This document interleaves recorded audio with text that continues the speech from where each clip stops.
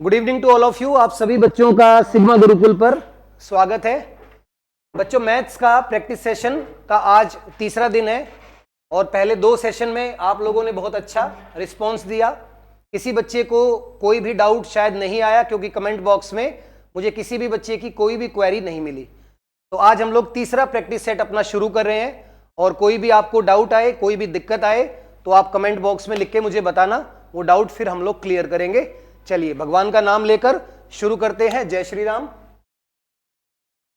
Question number 1 देखिए भाई, सबसे पहला, जैसा कि मैं आपको हर बार बताता हूं कि हर एग्जाम में 2 से 3 क्वेश्चन डीआई के जरूर आते हैं, डेटा इंटरप्रिटेशन। और इसमें बस आपको कुछ आंकड़े, कुछ डेटा दिया जाएगा, उस डेटा को समझ के पढ़ के आपको वो क्वेश्चन सॉल्व करना है। अब ये पहला क्वेश्चन है, बिल्कुल ही इजी क्वेश्चन से शुरुआत कर रहे हैं हम लोग। देखिए, एक टेबल गिवन है जिसमें 6 कंपनी है और वो कितनी बाइसिकल बनाती है वो आपको दिया हुआ है।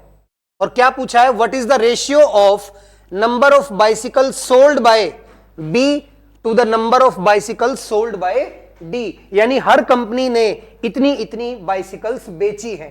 तो क्या पूछ रहा है कि बी कंपनी ने जितनी साइकिल बेची, बी ने कितनी साइकिल बेची है, 90।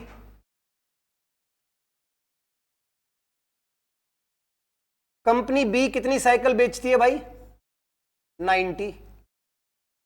और कंपनी डी कितनी साइकिल बेचती है, 165। कंपनी डी 165, इसी का रेशो आपको बताना है। अब सीधा सीधा 5 से इसको कैंसिल कर दीजिए तो ये हो जाएगा 18 और 31, बी और डी। इसमें कोई भी ऑप्शन है नहीं, इसका मतलब कहीं ना कहीं कुछ गड़बड़ हुई है। बी ने साइकिल बेची 90 और 165। अच्छा ठीक है, ये 3 से भी तो कैंसिल हो जाएगा, नहीं होगा, 33 आएगा बच्चों यहां पर। हाँ ठीक है, हमारा आंसर आ जाएगा 6:11। तो डी ऑप्शन अपना आंसर। दोबारा से एक बार समझ लो, 6 कंपनियों ने कितनी बाइसिकल, कितनी साइकिल बेची, आपको दिया हुआ है। कंपनी डी बेचता है 90 साइकिल और कंपनी डी 165, और उन दोनों में रेशो आपको बताना था। रेशो आ गया 6:11। चलिए, तो ये आसान सा सवाल था, धीरे धीरे क्वेश्चंस का लेवल बढ़ता जाएगा। देखिए दूसरा ही क्वेश्चन, बहुत अच्छा, बहुत शानदार सवाल आ गया है हमारे सामने। A chord of length 42 centimetre is drawn in a circle having diameter 58 centimetre. देखिए एक सर्कल है जिसका डायमीटर यानी कि व्यास ये है 58, तो बच्चों रेडियस कितनी हो जाएगी, 29, क्योंकि डायमीटर 58 है और डायमीटर की आधी क्या होती है, रेडियस। तो रेडियस हो गई 29 सेंटीमीटर। साथ में इसमें एक कॉर्ड भी है और कॉर्ड की लंबाई है कितनी, 42 सेंटीमीटर। अब अगर रेडियस से कॉर्ड को मिलाते हैं तो कॉर्ड जो है वो आधी आधी यानी कि 2 बराबर भागों में बंट जाती है। तो यहां पर अगर ये पूरी 42 है तो ये कितना हो जाएगा, 21। फिर कहता है what is the minimum distance of other parallel chord of length 40 centimetre. इसके पैरेलल एक और कॉर्ड बनाई और इसको भी अगर मिला दें तो वो 40 की है, तो ये कितनी हो जाएगी, 30। ठीक है, एक सर्कल की रेडियस है 29, उसमें 2 कॉर्ड बनाई, एक 42 सेंटीमीटर की, तो आधी कॉर्ड की लंबाई 21 सेंटीमीटर, और दूसरी जो कॉर्ड है वो 40 सेंटीमीटर, उसकी लंबाई 20 सेंटीमीटर। अब आपको बताना दोनों कॉर्ड के बीच का ये जो डिस्टेंस है ये कितना है, और इसमें हम लोग लगाएंगे पाइथागोरस थ्योरम। ठीक है, ध्यान देना बच्चों, ये कितनी है रेडियस, ये है 29, ये रेडियस है और ये भी रेडियस है, ये 29, ये 21। अब एक ट्रिपलेट होता है 20, 21 और 29। ट्रिपलेट का मतलब जब हम कोई राइट एंगल ट्रायंगल बनाते हैं तो राइट एंगल ट्रायंगल में सबसे बड़ी साइड अगर 29 है तो बाकी दोनों साइड बच्चों क्या हो जाएंगी, 20 और 21। ये ट्रिपलेट नंबर्स होते हैं। अब आप कंपटीशन की तैयारी कर रहे हो तो ट्रिपलेट की नॉलेज आपको जरूर होगी। और वैसे ट्रिपलेट क्या होते हैं, एक राइट एंगल ट्रायंगल की तीनों साइड्स को ही ट्रिपलेट कहा जाता है। तो 29, 21, तो तीसरी क्या होगी, 20। अब देखिए ये 29 है, ये 21 है, तो बताओ ये कितनी आ जाएगी? 20। और जब हम निकालेंगे इधर ये रेडियस, ये भी 29 है, अब ये 20 है, तो ये वाली कितनी आ जाएगी? 21। इसका मतलब ये लंबाई 21 है और ये वाली 20 है, तो ये डिस्टेंस कितना आ गया? 1 सेंटीमीटर। यही हमारा आंसर होगा, ऑप्शन। ठीक है, एक बार फिर से देख लीजिए। एक सर्कल की डायमीटर हमें गिवन थी 58। अब डायमीटर की आधी होती है रेडियस, जो कि 29 आ जाएगी। उसके बाद दो कॉर्ड दे दी, एक 42 सेंटीमीटर की, तो आधी कॉर्ड की लंबाई होगी 21, और एक दूसरी इसके पैरेलल कॉर्ड है जिसकी लंबाई है 40, तो आधी हो जाएगी 20। अब यहां पर हम लोग लगाएंगे पाइथागोरस थ्योरम। रेडियस ये 29 है, तो अगर इसको ऐसे बनाएंगे तब भी 29 ही होगी, और ये 29, ये 21, तो ये वाली आ जाएगी 20 पाइथागोरस थ्योरम लगा के। और फिर ऐसे ये वाला ट्रायंगल लेंगे, ये 29, ये 20, तो ये आ जाएगी 21। ये 21 है पूरी, और नीचे वाली 20 है, तो ये डिस्टेंस कितना आ जाएगा? 1 सेंटीमीटर। ठीक है, तो ध्यान रखना। मेनली दो बातें इस क्वेश्चन में याद रखनी थी। सबसे पहली कि अगर हम किसी सर्कल के सेंटर से कॉर्ड तक कोई लाइन खींचते हैं तो वो कॉर्ड को दो बराबर भागों में बांट देती है, और दूसरी है पाइथागोरस थ्योरम और उससे बनने वाले ट्रिपलेट नंबर्स। ठीक है, चलिए आगे बढ़ते हैं। नेक्स्ट, टाइम एंड वर्क का क्वेश्चन। और बच्चों ये वाला क्वेश्चन टाइम एंड वर्क में सबसे ज्यादा पूछा जाता है, मैन वुमेन बॉयज वाला सवाल। तो इसको ध्यान से समझना। इसका सीधा सा सिंपल सा एक तरीका है, आप सभी लोगों को मालूम होना चाहिए कि टाइम हम लोग कैसे निकालते हैं। टाइम इक्वल्स टू क्या होता है? Work upon efficiency. जब भी टाइम एंड वर्क का क्वेश्चन आए तो ये बात आप हमेशा ध्यान रखना। हम लोग समय कैसे निकालते हैं? Work upon efficiency. एफिशिएंसी किसकी? जो काम करने वाले लोग हैं उनकी एफिशिएंसी। अब इसमें ध्यान से देखना, हमें दो इक्वेशन दी हुई है। पहली इक्वेशन में क्या बोलता है? 6 आदमी और 8 लड़के किसी काम को 10 दिनों में कर सकते हैं। काम करने वाले लोग इनटू टाइम, यही क्या होता है? वर्क होता है। ठीक है ना। और इसी काम को अगर कौन करे? 26 आदमी और 48 वुमेन, 26 मैन प्लस 48 वुमेन। इसी काम को अगर 26 आदमी और 48 महिलाएं करें तो वो 2 दिन में इस काम को निपटा लेते हैं। जब भी टाइम एंड वर्क का मैन वुमेन वाला क्वेश्चन आएगा तो हमें क्या करना है? ऐसे ही दोनों इक्वेशन को बराबर रख देना है और क्या निकाल लेना है? एम और डब्ल्यू की वैल्यू, जो उनकी एफिशिएंसी होगी। ठीक है, अब यहां से इसको मल्टीप्लाई करो। पहले आप इस 2 से इस 10 को काट सकते हो, तो यहां आ गया 5। अब 6 इंटू 5 यानी कि 30m plus 40b equals to 26m plus 48w। ठीक है, और यहां मैंने b लिख दिया, b की बजाय बच्चों w आएगा क्योंकि वुमेन है। अब 30 और 26 का डिफरेंस 4m, और 48 और 40 का डिफरेंस 8w। तो 4 आदमी और 8 महिलाओं की एफिशिएंसी बराबर है, 4 से ये कैंसिल हो जाएगा, तो m अपॉन w की वैल्यू क्या आ जाएगी हमारे पास? 2/1। यानी जो मैन है उसकी एफिशिएंसी है 2 और वुमेन की एफिशिएंसी है 1। जब भी टाइम एंड वर्क का कौन सा क्वेश्चन आए जिसमें आपको 2 इक्वेशन गिवन हो, तो सबसे पहले आपको उन दोनों इक्वेशन को इक्वल रख देना है। इक्वल रखते ही आपके पास दोनों की क्या आ जाएगी? एफिशिएंसी। और एफिशिएंसी आने के बाद अब हम लोग निकालेंगे क्या? टाइम। टाइम क्या बताया था अभी? Work upon efficiency. अब ये भी वर्क था और ये भी वर्क था, इन दोनों में से कोई भी वर्क आप ऊपर रख दीजिए। तो मैं इसको ऊपर रख देता हूं, 26 मैन प्लस 48 वुमेन, और ये काम को कितने दिन में कर रहे थे? 2 दिन में। ये तो हो गया वर्क। आप वर्क की जगह पर वो भी रख सकते हैं, 6m प्लस 8w इंटू 10। और नीचे क्या आएगा?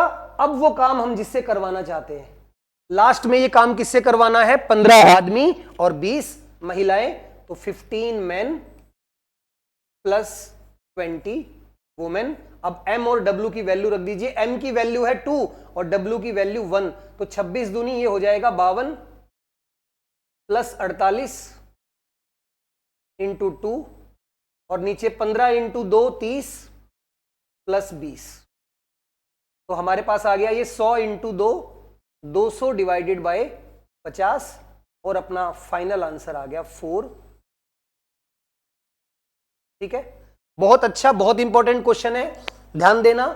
6 आदमी 8 महिलाएं किसी काम को 10 दिन में करती हैं, 26 आदमी 48 महिलाएं उसी काम को 2 दिन में करती हैं, तो 15 आदमी और 20 महिलाएं उस काम को कितने दिन में करेंगे। जब भी ये डबल इक्वेशन वाला क्वेश्चन आए तो सबसे पहले पहली 2 इक्वेशन को हम बराबर रखेंगे, वहां से आदमी और उसके साथ काम करने वाले जो भी होंगे, महिला बच्चे, उन सब का क्या निकालेंगे, एफिशिएंसी, काम करने की क्षमता या एक दिन में किया गया काम। तो आदमी की एफिशिएंसी 2 है और महिला की 1। बस हमेशा ये दोनों इक्वेशन को आपको इक्वल रखना है और एफिशिएंसी निकालनी है। उसके बाद इन दोनों में से कोई भी एक वर्क ऊपर रख देंगे और जिनसे लास्ट में काम करवाना है वो नीचे, और फिर m और w की वैल्यू रख के आपका आंसर आ जाएगा। ये टाइम एंड वर्क का सबसे खास क्वेश्चन है, इसको आप 2 से 3 बार देखना, अपने आप सॉल्व करना, तब जाके ये क्वेश्चन में आपकी स्पीड आएगी, क्योंकि इस क्वेश्चन में इतनी कैलकुलेशन होती है। हाँ, कुछ लोग इस क्वेश्चन की एक ट्रिक बता देते हैं कि अगर किसी इक्वेशन की डबल ट्रिपल तीसरी इक्वेशन है तो बच्चों वो ट्रिक मत अप्लाई करना, क्योंकि वो हर क्वेश्चन में अप्लाई नहीं होती। बाय चांस किसी क्वेश्चन में हो गई ठीक है, लेकिन ज्यादातर एग्जाम में ऐसा ही क्वेश्चन आता है कि जिसमें ट्रिक नहीं, आपका बेसिक सॉल्यूशन लगेगा। और ये सॉल्यूशन बिल्कुल इजी है, दोनों इक्वेशन को बराबर रख के एफिशिएंसी निकालनी है, और एफिशिएंसी निकालने के बाद वर्क ऊपर और जिससे लास्ट में काम करवाना है उनको नीचे, और फिर एफिशिएंसी से मल्टीप्लाई कर देना या एफिशिएंसी को रख देना यहां। ओके, चलिए क्वेश्चन नंबर 4, फिर से एक डीआई का क्वेश्चन आ गया। The following table gives the subscription of different schemes of a mutual fund company over the month. What is the difference in the subscription of scheme X between December and February? देखो कितनी आसान चीज पूछी है। जो scheme X है उसमें दिसंबर और फरवरी के बीच में कितना डिफरेंस है। तो स्कीम X में दिसंबर है 40 और फरवरी है 30। 40 और 30 में कितना डिफरेंस है, 10 करोड़ का। ये सब जो डेटा लिखा हुआ है वो किस में लिखा हुआ है, देखो ऊपर ही मेंशन है, रुपीज इन करोड़। और क्या पूछा है कि जो स्कीम X है उसमें दिसंबर और फरवरी में कितना डिफरेंस है। तो 40 और 30 यानी कि 10 का डिफरेंस है, 10 करोड़ आपका आंसर। अब देखो इतना इजी क्वेश्चन भी पेपर में आता है, बस आपको ध्यान से देखना है कि वो किस स्कीम की बात कर रहा है और उनकी नंबर क्या क्या है। बच्चा केवल कई बार देखने में गलती कर देता है। चलिए, ये इजी था, इसको छोड़ के आगे बढ़ते हैं। नेक्स्ट, सिंप्लीफिकेशन का डायरेक्ट फॉर्मूला बेस्ड क्वेश्चन है। देखिए एक ही नंबर 3 बार मल्टीप्लाई हो रहा है और एक ही नंबर यहां भी 3 बार मल्टीप्लाई होता है, तो सीधा सीधा फॉर्मूला लगेगा क्या, a cube plus B cube. ऊपर है a cube plus B cube और नीचे क्या है, a square minus A B plus B square. नीचे है a square minus A B plus B square. ठीक है, अब a cube plus B cube का फॉर्मूला होता है a plus B bracket a square minus A B plus B square, और नीचे क्या है, a square minus A B plus B square cancel हो जाएगा, अपना आंसर आ जाएगा a प्लस बी, यानी कि 428 प्लस 348। तो ये आंसर आ जाएगा 4, ये 760 और 16 776। तो ये बिल्कुल आसान सा सवाल था। जब भी सिंप्लीफिकेशन के क्वेश्चन में कोई नंबर 2 बार 3 बार मल्टीप्लाई होता हुआ नजर आए तो वहां जरूर a और b वाला कोई फॉर्मूला अप्लाई होगा। और यहां कौन सा फॉर्मूला अप्लाई हुआ, a cube plus B cube, जो कि ये होता है, यही नीचे है सेम, कैंसिल। तो हमारे पास केवल क्या बचेगा, a प्लस बी। a 428 है, b 348 है, तो फाइनल आंसर हमारा क्या आ जाएगा, 700। ठीक है, ये सिंप्लीफिकेशन में फॉर्मूला बेस्ड क्वेश्चन था। नेक्स्ट देखिए, डिविजिबिलिटी का क्वेश्चन, ये भी एसएससी लगभग हर बार हर सेट में एक सवाल डिविजिबिलिटी से आ जाता है। अब इसमें ध्यान देना, गिवन है if the 5 digit number 750 PQ, एक 5 डिजिट का नंबर है 750 पी क्यू, और ये डिविजिबल है किससे? 3 से, 7 से और 11 से। ठीक है, अब एक बेसिक रूल होता है एलसीएम का या डिविजिबिलिटी का कि जब कोई नंबर एक से ज्यादा नंबर से डिवाइड हो तो वो उनके एलसीएम से भी जरूर डिवाइड होता है। मतलब अगर ये नंबर 3 से, 7 से और 11 से डिवाइड होता है तो ये नंबर इनके एलसीएम से भी जरूर डिवाइड होगा, और इनका एलसीएम क्या आएगा? इन तीनों की मल्टीप्लाई, इनका एलसीएम इन तीनों की मल्टीप्लाई, जो कि आ जाएगा 231। इसका मतलब ये हो गया कि ये नंबर 3, 7, 11 से डिवाइड होता है तो ये 231 से भी डिवाइड जरूर होगा। अब 231 से डिवाइड करने के लिए मैं थोड़ी देर के लिए P और Q को सबसे बड़े डिजिट ले लेता हूं, यानी कि 75099। जब नहीं पता होता, देखो 00 नहीं ले सकते, क्योंकि अगर 00 लेंगे, छोटे से छोटा नंबर लेंगे, तो P और Q दोनों की वैल्यू 0 आ जाएगी, और यहां पर एक भी ऑप्शन 0 नहीं है। तो या तो हम इसको सबसे छोटा नंबर ले सकते हैं या सबसे बड़ा नंबर ले सकते हैं। छोटा ले नहीं सकते तो सबसे बड़ा नंबर ले लेते हैं 75099, और अब इसको करते हैं 231 से डिवाइड। सबसे पहले ये जाएगा 3 टाइम्स, 231 का 3 गुना क्या हो जाएगा बच्चों? 693, माइनस करेंगे 7, 14 में से 9 गए, अब 5, यही बच गया, और फिर ऊपर से आ जाएगा 9, अब ये जाएगा 2 पे, 231 का डबल हो जाएगा 462, माइनस करेंगे 7, 1 और 1, अब फिर से 9 आ जाएगा, और अब ये जाएगा 5 पे, 1155। तो फाइनली रिमाइंडर क्या बच गया? 24। लेकिन क्वेश्चन में क्या गिवन है कि ये नंबर 231 से डिवाइड होता है। अब डिवाइड होता है तो रिमाइंडर नहीं बचना चाहिए, तो क्या करेंगे? रिमाइंडर को नंबर में से कर देंगे माइनस। जो रिमाइंडर आया उसे माइनस कर दीजिए तो नंबर डिवाइड हो जाएगा। रिमाइंडर है 24, माइनस करिए, ये आया 5, 7, 0 और 7, 5।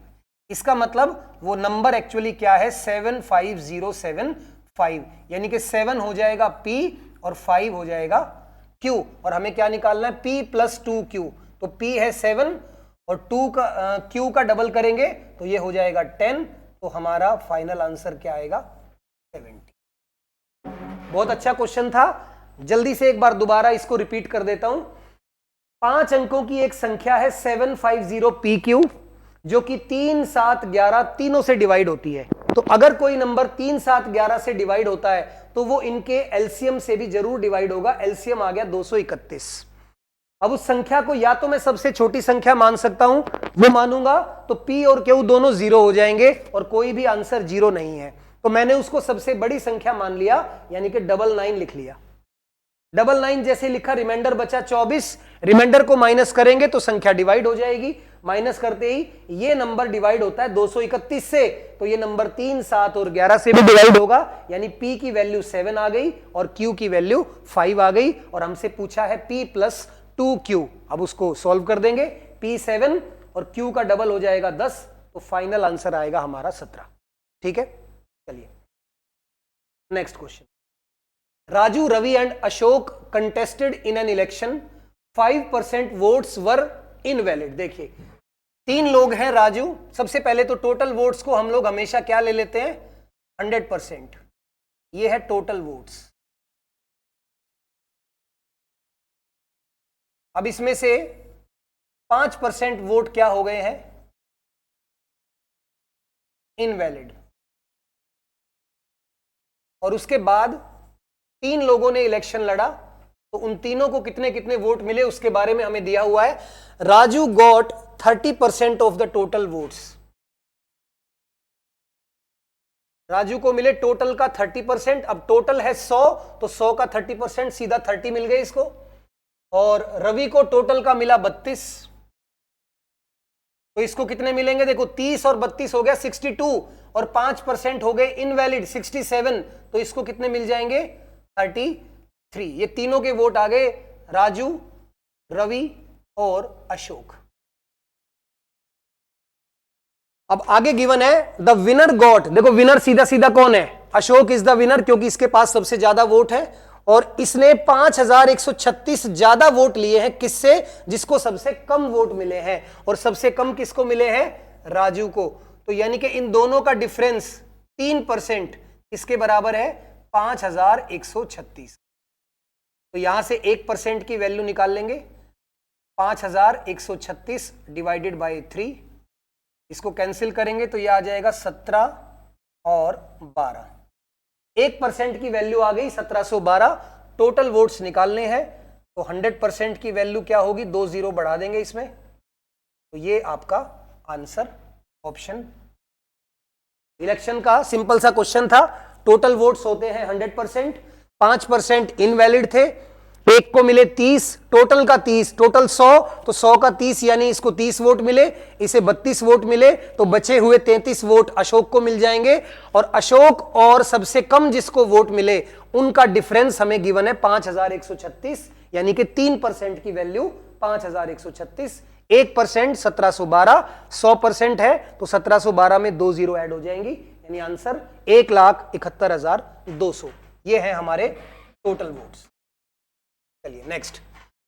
एक घोड़े को 60,000 रुपए में बेचा गया 20% के प्रॉफिट पर। देखिए कभी भी जब आपको कॉस्ट प्राइस ना पता हो तो कॉस्ट प्राइस को हम लोग क्या मानते हैं? 100%। अब हमें गिवन है कि किसी चीज को 20% के प्रॉफिट पे बेचा गया, इसका मतलब 120 पे बेचा गया होगा, क्योंकि 100 की चीज होती है कॉस्ट प्राइस यानी खरीदा, और 20% का प्रॉफिट, तो 120 की वैल्यू हमें गिवन है कितनी? 60,000। तो यहां से एक की वैल्यू निकाल लेते हैं 12, ये आ गई 5,000। एक की वैल्यू आ गई 5,000 और निकालना क्या है वो देख लेते हैं। अगर उसी चीज को 30% के प्रॉफिट पे बेचा जाए, 30% यानी किसकी वैल्यू निकालनी है? 130 की। मल्टीप्लाई कर दो 5,000 से, सॉरी 5,000 नहीं बच्चों, ये 500 आएगा, एक जीरो कैंसिल हो गया था, इसको आप ठीक कर ले, ये होगा 500। एक की वैल्यू 500 आ गई और हमें किसकी वैल्यू निकालनी है? 130 की, क्योंकि 100 की चीज को पहले 120 में बेच रहा था और अब 130 में बेचना है, तो 130 की वैल्यू आ जाएगी बच्चों कितनी? 65,000। तो आंसर आ गया हमारा सेकंड ऑप्शन। ठीक है, जब भी किसी क्वेश्चन में प्रॉफिट लॉस में क्या ना गिवन हो कि खरीदा कितने में, तो क्या मानेंगे कि 100 में खरीदा। अब 100 में खरीद के पहले 20% के प्रॉफिट यानी 120 पे बेच दिया 60,000 में, एक की वैल्यू आ गई 500, और अब कितने में बेचना है? बाद में 130 में। इस क्वेश्चन को आप डायरेक्टली ऐसे भी सॉल्व कर सकते थे, 60,000 की चीज को पहले बेचा 120 में, ये एक की वैल्यू आ गई, और बाद में कितने में बेचा? 130 में। इसको सॉल्व करोगे तो भी आपका आंसर आ जाएगा 65,000। ठीक है, जब भी प्रॉफिट लॉस के चैप्टर में किसी चीज को 2 बार बेचा जाए तो पहली बार जितने में बेचा वो नीचे, और बाद में जितने में बेचना है वो मल्टीप्लाई में, यही आपका आंसर आ जाएगा। तो डायरेक्टली एक स्टेप में भी आप इस क्वेश्चन को सॉल्व कर सकते हैं। चलिए आगे बढ़ते हैं। a square plus B square plus C square minus 1024। देखिए गिवन है a square plus B square plus C square minus 1024 equals to -2, और नीचे A B minus B C minus C A B है, तो इसको मैं अगर उधर ले जाऊं तो ये हो जाएगा -2ab प्लस 2bc और प्लस 2ca। अब इसको पूरे को इधर लेके आते हैं, 1024 को उधर लेके जाते हैं, फॉर्मूला बनेगा a square plus B square plus C square plus 2ab minus 2bc और माइनस 2ca इक्वल्स टू 1024। अब यहां एग्जामिनर ने थोड़ी सी क्या गड़बड़ कर दी, एक फॉर्मूला होता है a plus B plus C का होल स्क्वायर, और ये होता है a square plus B square plus C square plus twice of A B plus twice of B C plus twice of C A. अब यहां पर ये दोनों साइन किसके हैं? माइनस के। इसका मतलब ये a plus B plus C का फॉर्मूला नहीं है, ये किसका फॉर्मूला बनेगा? यहां पर a प्लस बी और माइनस सी का ये होल स्क्वायर बनेगा, किसके इक्वल? 1024 के। ये c माइनस क्यों किया मैंने, ध्यान से समझना। इधर देखो 2ab यानी a और b दोनों किस में है? प्लस में। माइनस किसकी वजह से आया? c की वजह से। तो कभी अगर इस फॉर्मूले में 2ab 2bc 2ca इनमें से कोई माइनस में आ जाए तो ध्यान रखना उसी, देखो c इन दोनों में c है और यही माइनस में है, इसका मतलब c माइनस में होगा, तो formula a plus B plus C नहीं, a plus B minus C का स्क्वायर बन जाएगा। और 1024 किसका स्क्वायर होता है? 32 का। तो हमारे पास a plus B minus C की वैल्यू क्या आ गई? 32। और a प्लस बी की वैल्यू हमें ऊपर गिवन है 5c, तो 5c minus C equals to 32, 4c is 32 और फाइनली c की वैल्यू क्या आ जाएगी? 8। वही हमें निकालना था वैल्यू ऑफ c, तो हमारा आंसर आ जाएगा 8। अच्छा क्वेश्चन था, क्योंकि बच्चा ये सोचेगा कि यार इस फॉर्मूले में प्लस होता है, ये माइनस कैसे आ गया? तो ध्यान रखना दो माइनस आए और दोनों में क्या कॉमन है? c। तो जो माइनस में कॉमन होगा उसी को माइनस में लिख देंगे फॉर्मूले में, और फिर आगे क्वेश्चन हमारा इजी है। तो बस ये माइनस वाला पॉइंट आप लोग याद रखेंगे। नेक्स्ट, अगेन एक पाई चार्ट का क्वेश्चन है। एक पाई चार्ट में given below shows the production of 6 different factories. 6 factories का प्रोडक्शन हमें गिवन है, टोटल प्रोडक्शन है 22,000 और गिवन है P1। P1 क्या है बच्चों? The value of average production of A, C, D and F। A, C, D और F, पहले इनका एवरेज प्रोडक्शन निकाल लेते हैं। एवरेज होता है A plus C plus D plus F, पहले इनका टोटल निकालते हैं। ये होगा 37 और 20 57 और 4 61 प्लस 10 71% ऑफ 22,000, ये होगा इनका टोटल प्रोडक्शन। ठीक है, तो सॉल्व करते हैं, तो ये आ जाएगा 71 अपॉन 100 इंटू 22,000, जीरो कैंसिल।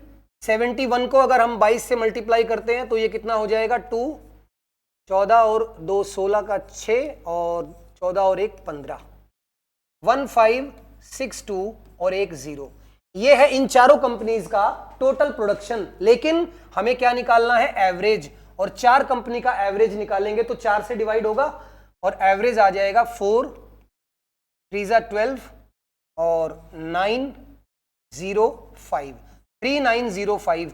ये आ गया ACDF का एवरेज प्रोडक्शन, जो कि किसके बराबर है? P1। हमें क्वेश्चन में गिवन है कि P1 क्या होगा? The value of average production of ACD and F। सबसे पहले हमने ACDF का प्रोडक्शन निकाल लिया, एवरेज निकालने के लिए 4 से डिवाइड कर दिया, तो P1 की वैल्यू आ गई 3905। अब निकालते हैं P2। और P2 क्या है? The difference between production of B and E। Production of B का प्रोडक्शन है 13 और E का प्रोडक्शन है 16, तो दोनों का डिफरेंस हो गया 3। तो 3% निकालना है किसका? 22,000 का, और ये आ जाएगा बच्चों 660। और फाइनली हमें क्या निकालना था? P1 plus P2। तो आप निकाल सकते हैं, दोनों को ऐड करेंगे 3905 और इसमें प्लस कर देंगे 660, तो ये आ जाएगा 4565, यानी कि ऑप्शन डी हमारा आंसर हो। ठीक है, तो अच्छा क्वेश्चन था। मेन बात है डीआई के क्वेश्चन में कैलकुलेशन में गलती मत करना, क्वेश्चन बिल्कुल सिंपल आएगा। आप लोगों को परसेंटेज निकालना भी आता है, एवरेज निकालना भी आता है, ये सारे टॉपिक हम लोग पढ़ के जाते हैं एग्जाम से पहले। लेकिन बस किसकी वैल्यू पूछी है, कितना परसेंट निकालना है, सम पूछा है या डिफरेंस पूछा हुआ है, इस बात का केवल ध्यान रखना। चलिए आगे बढ़ते हैं। ये अगेन एक अलजेब्रा या सिंप्लीफिकेशन का क्वेश्चन इसको कह सकते हैं। P प्लस क्यू हमें गिवन है 6 और P इंटू क्यू 4 और वैल्यू पूछी है बच्चों P cube plus Q cube. तो A cube plus B cube के दो फॉर्मूले होते हैं। एक होता है क्या? A प्लस, यानी यहां P है तो फॉर्मूला बनेगा P plus Q whole cube minus 3PQ into P plus Q.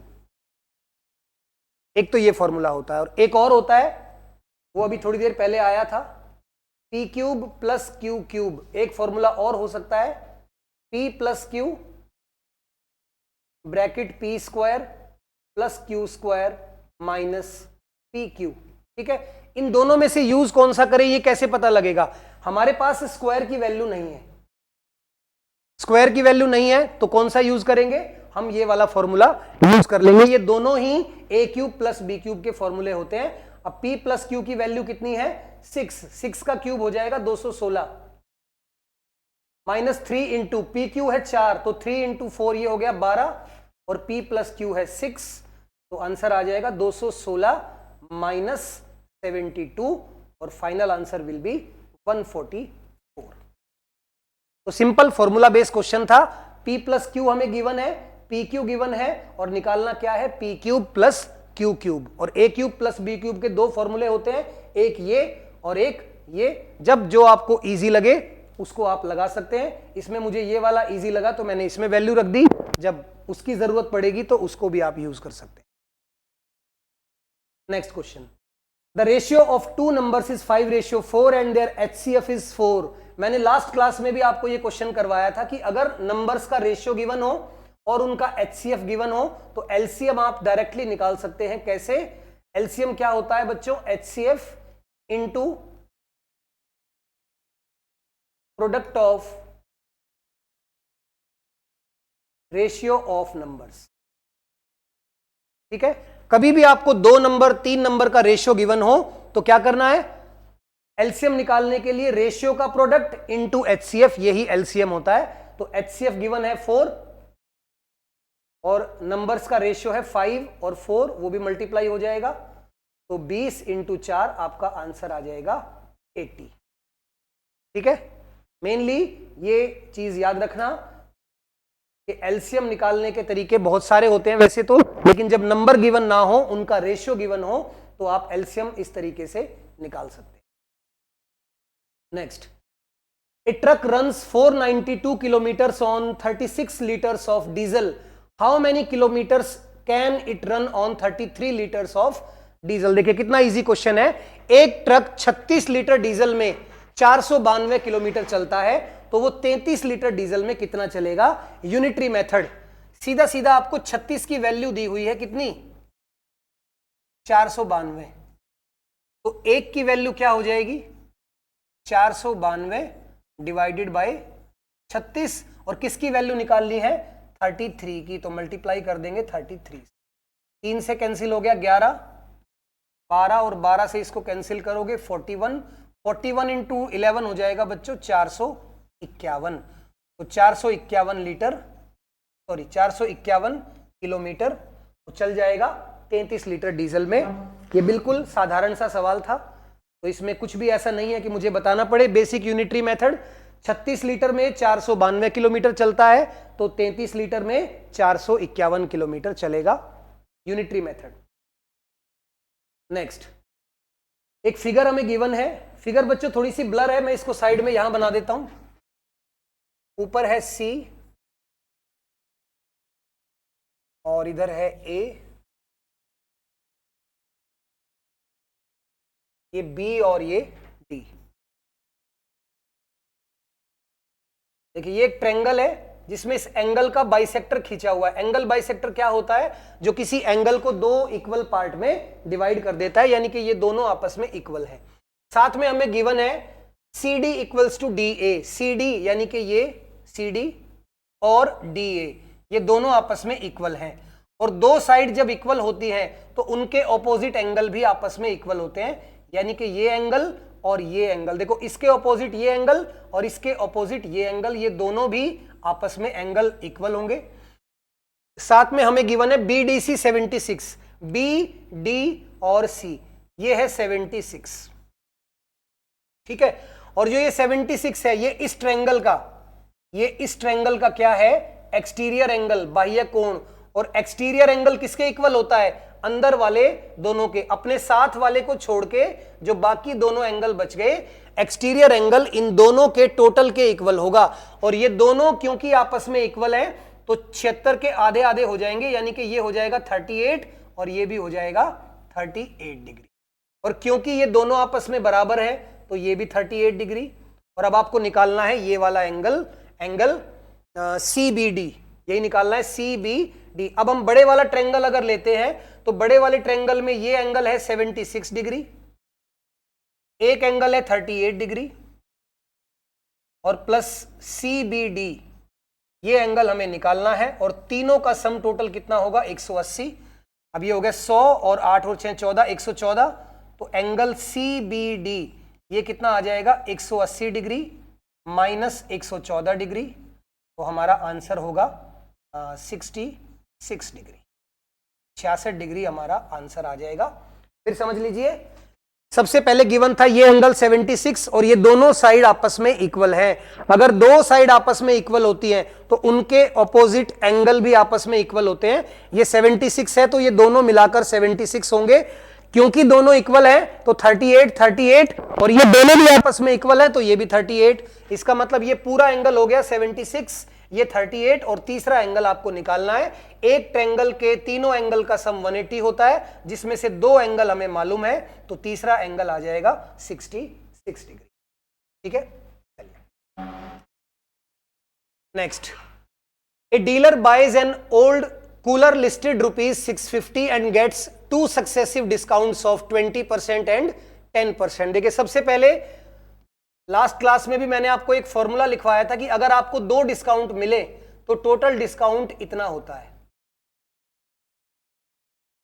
अगर 2 डिस्काउंट मिले तो टोटल डिस्काउंट कितना होता है, A plus B minus AB upon 100। अब यहां पर 2 डिस्काउंट मिल रहे हैं, एक 20 का एक 10 का और माइनस 20 इंटू 10 अपॉन 100। इसको सॉल्व करेंगे तो ये आ जाएगा 20 और 10 30 में से 2 गया, तो ओवरऑल इसको कितना डिस्काउंट मिला 28% का। किस पे, 650 पे।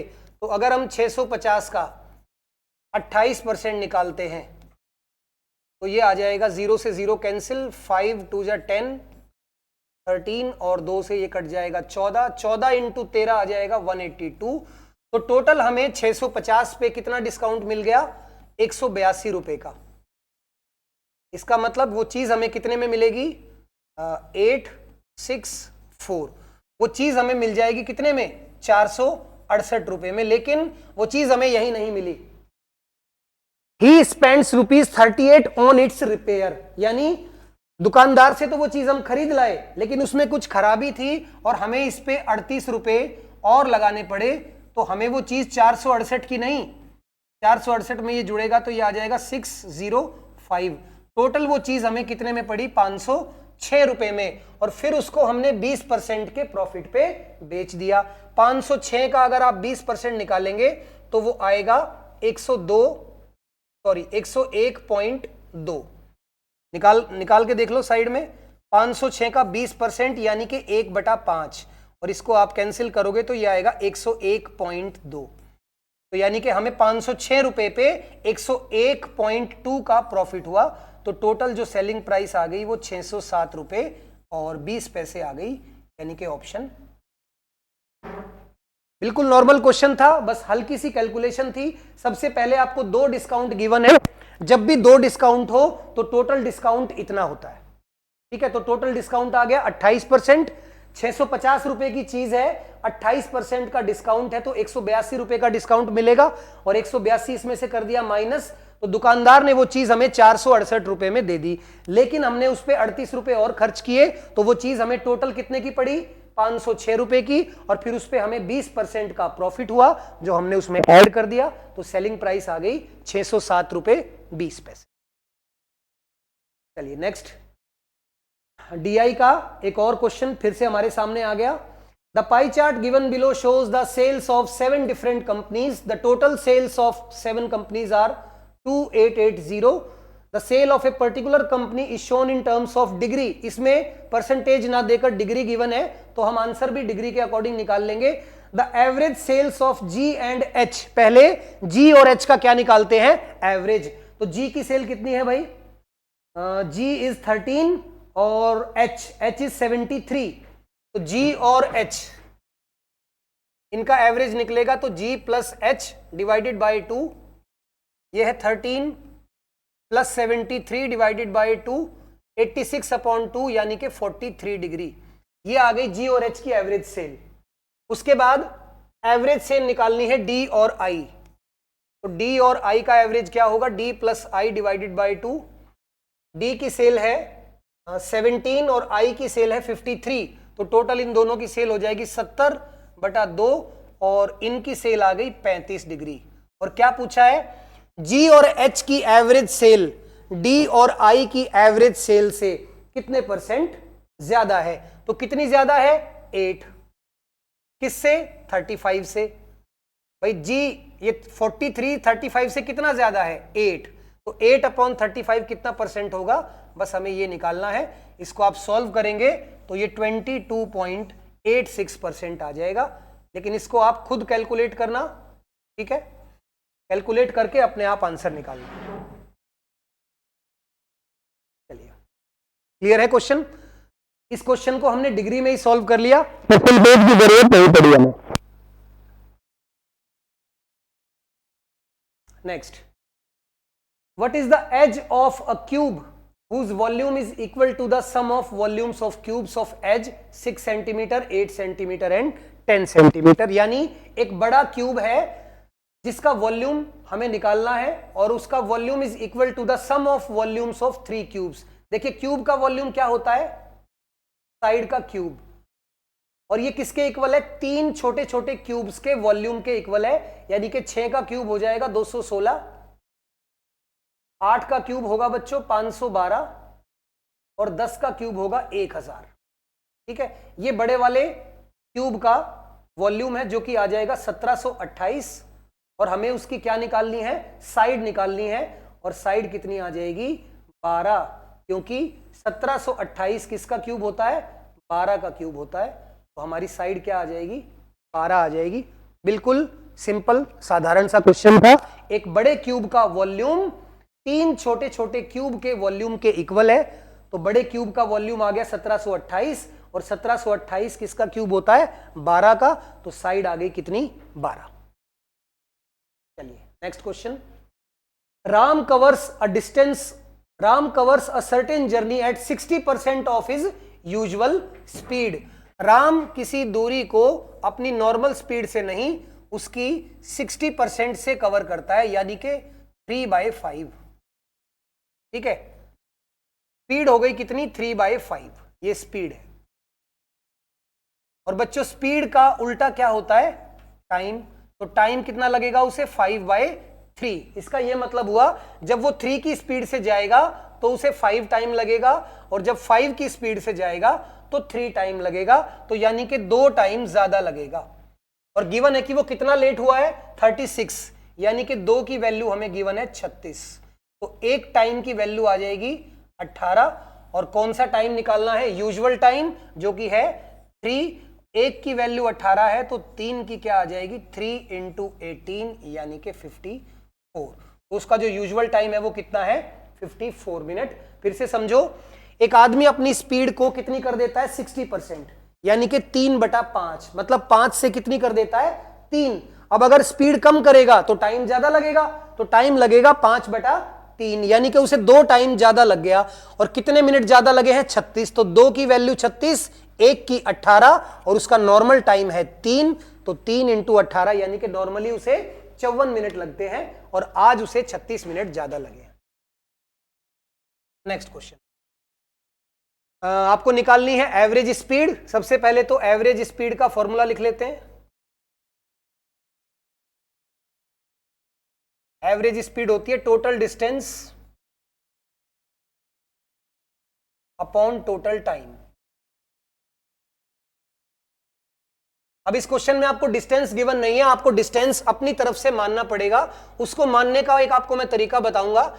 एक आदमी ने किसी डिस्टेंस का 2/3 किस स्पीड से कवर किया, 45 की स्पीड से, और 1/4 कवर किया 75 की स्पीड से, और जो 60 की स्पीड से, और जो बच गया रिमेनिंग डिस्टेंस, वहां उसकी स्पीड थी 75।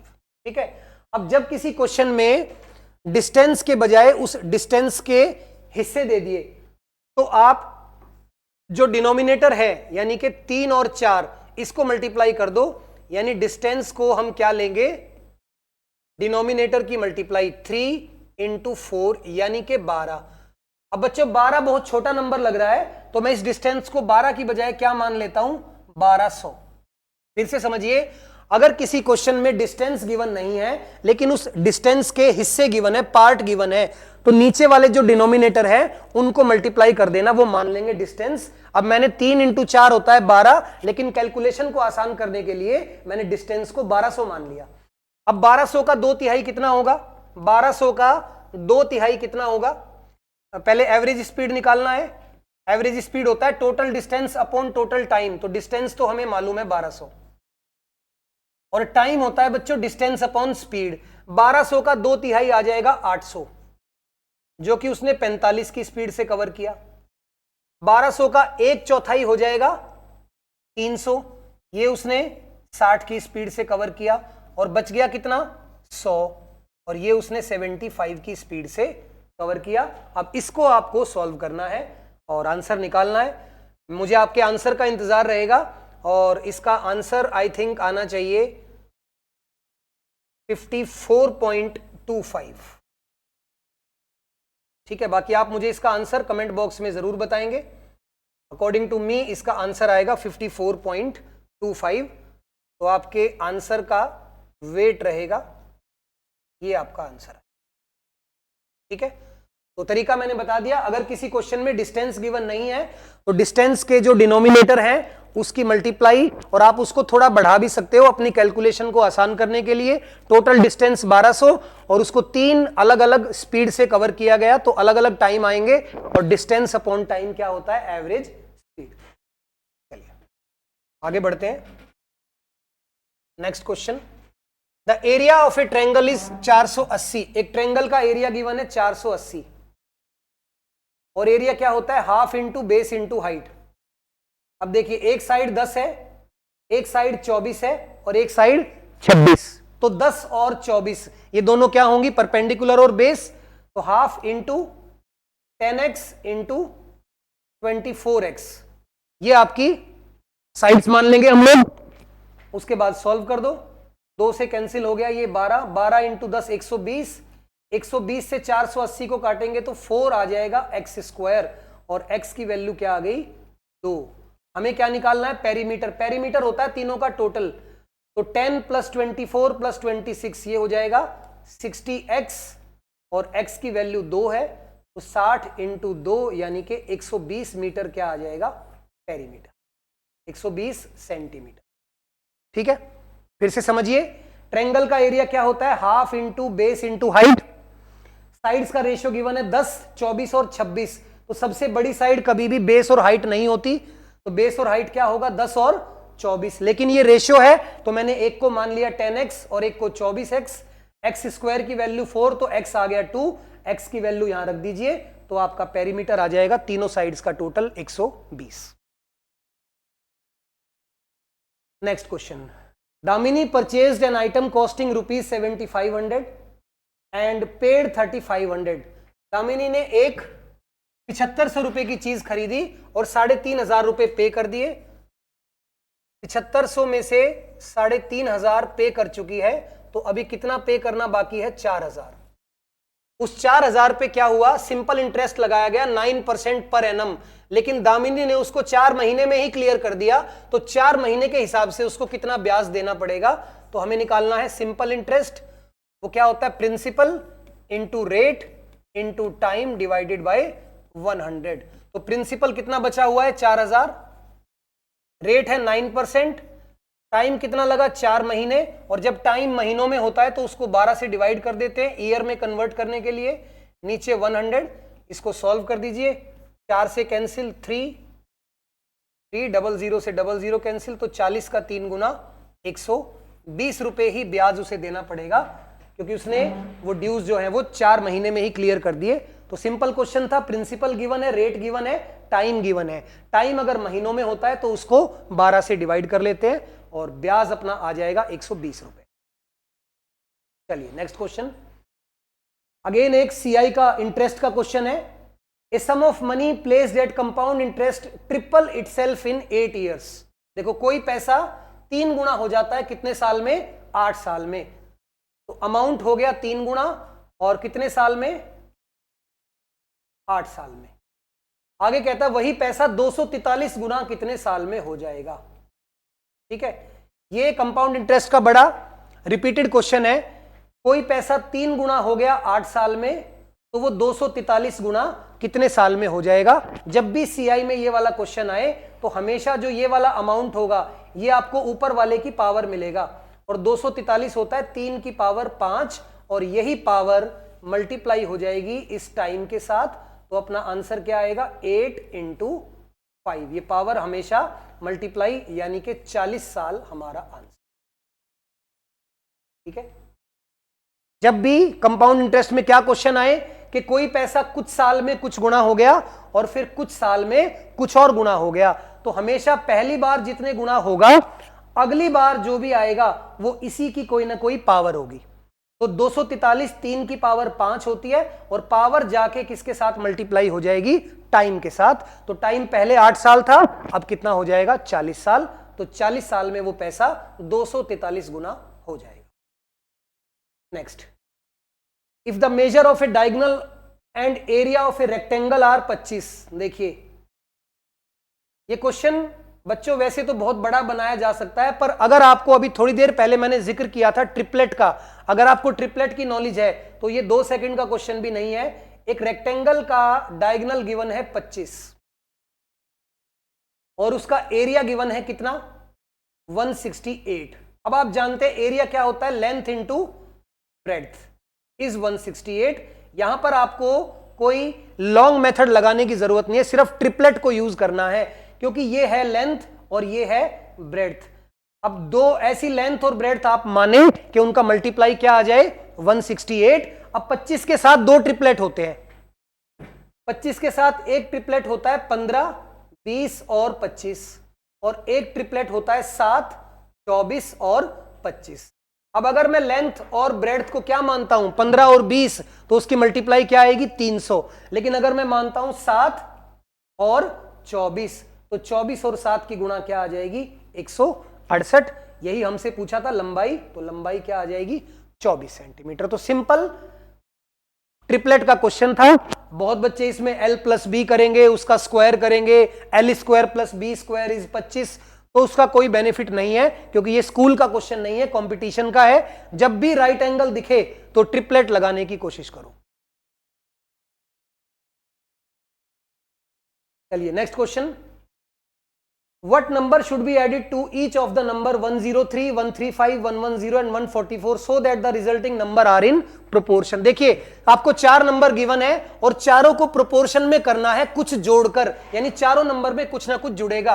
अब मान लेते हैं कि x जुड़ेगा, तो 103 + x अपॉन 135 + x इक्वल होना चाहिए किसके? 110 + x और 144 + x। ये मैंने इक्वल क्यों किया? देखो 4 नंबर प्रोपोर्शन में, a, b, c और d, ये सब प्रोपोर्शन में कब होते हैं? जब a/b इक्वल हो जाए किसके? c/d के। ठीक है, 4 नंबर प्रोपोर्शन में तभी होंगे whenever a/b = c/d। अब a है 103, b 135, c 110 और d 140, और इनमें कुछ जोड़ना भी है, तब ये प्रोपोर्शन में होंगे। तो मैंने x जोड़ लिया। अब यहां पर अगर आप क्रॉस मल्टीप्लाई करने गए तो आपका सारा समय खराब हो गया, क्योंकि बहुत बड़े बड़े मल्टीप्लाई है। ऐसे क्वेश्चन में क्या यूज करेंगे? ऑप्शन का यूज करेंगे, और सबसे पहले सबसे छोटे ऑप्शन से शुरू करो। तो सबसे पहले हम शुरू किससे करते हैं? 6 से। अगर 103 में 6 जोड़ेंगे तो ये क्या हो जाएगा? 109, और 135 में 6 जोड़ेंगे तो 141। अब ये बराबर आना चाहिए, 110 और 6 116, और 144 और 6 150, और आप इनको कैंसिल भी कर लेंगे तो ये इक्वल नहीं आएंगे। इसका मतलब 6 हमारा आंसर नहीं है। अब हम जोड़ते हैं 9। 103 में 9 जोड़ेंगे तो आएगा 112, और 35 में 9 जोड़ेंगे तो 144। इधर 9 जोड़ेंगे 119, और 144 में 9 ऐड करेंगे तो 153। और बच्चों अगर आपके टेबल्स, आपके पहाड़े ठीक है, तो देखो ये दोनों 16 से कैंसिल हो गए। 16 का 7 गुना और 16 का 9 गुना, और ये 17 का 7 गुना और 17 का 9 गुना, तो हो गए इक्वल। 7/9 = 7/9। तो जैसे ही हमने x की वैल्यू क्या पुट की? 9, तो दोनों साइड रेशियो इक्वल हो गया, और जब दोनों साइड रेशियो इक्वल हो जाए तो वो नंबर किस में हो जाते हैं, प्रोपोर्शन में। तो ध्यान रखना, अगर कभी प्रोपोर्शन का ऐसा क्वेश्चन है कि कुछ प्लस करके या माइनस करके प्रोपोर्शन में है, तो क्रॉस मल्टीप्लाई कभी नहीं करना। क्या यूज करना है, ऑप्शन का इस्तेमाल करके दोनों साइड को देख लेना है कि किस ऑप्शन से वो इक्वल हो जाएंगे। ऑप्शन से ही टाइम बचेगा, अगर आप मल्टीप्लाई करोगे तो बिल्कुल सारा टाइम आपका खराब हो जाएगा। चलिए आखिरी सवाल आज का।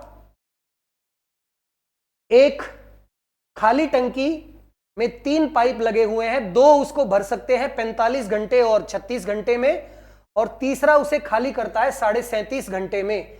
तो कितने घंटे बाद तीसरे को बंद कर दिया जाए कि पूरा जो टंकी है वो 32 घंटे में भर जाए।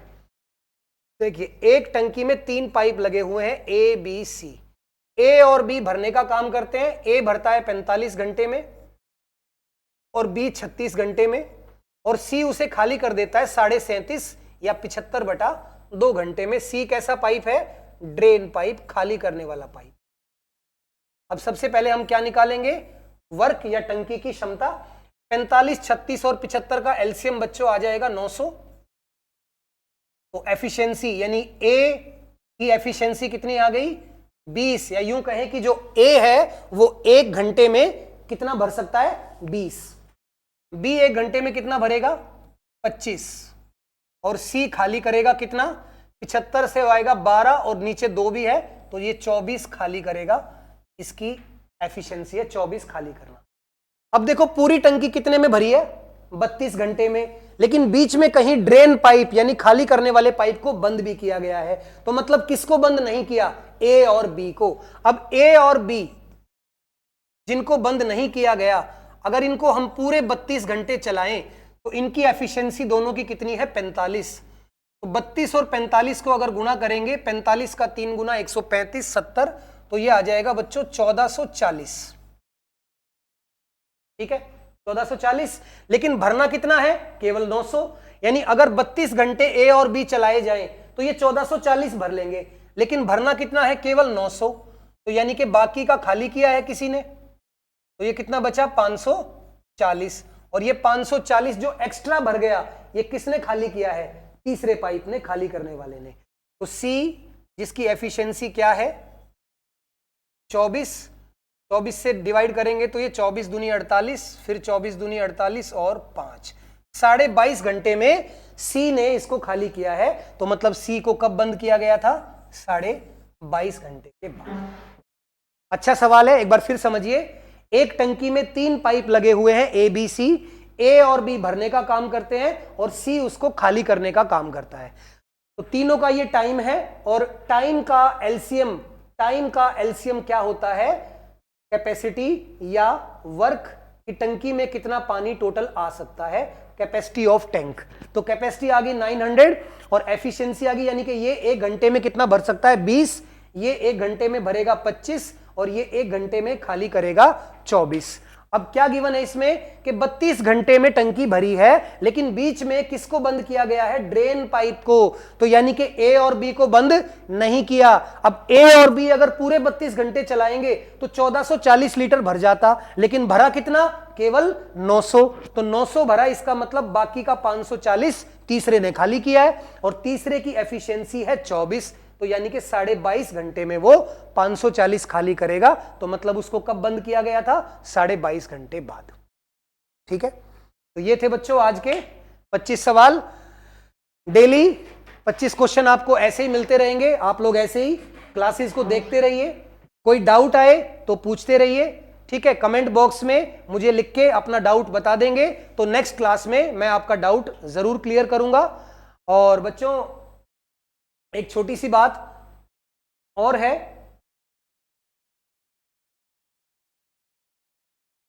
ये वो चीजें हैं जो आपके भरोसे है बच्चों।